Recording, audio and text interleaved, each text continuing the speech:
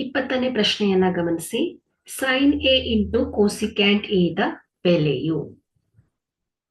Sign A into cosecant A.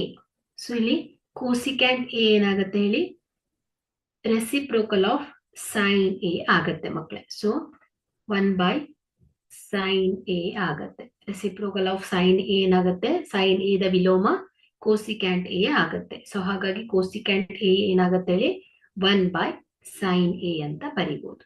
So sine A ಹೋಗುತ್ತೆ, this is equal to 1 ಆಗತ್ತೆ. ಹಾಗಾಗಿ sine A into cosecant A ದ ಬೆಲೆಯು 1. P ಏನಾಗುತ್ತೆ, ಸರಿಯಾದ ಉತ್ತರ.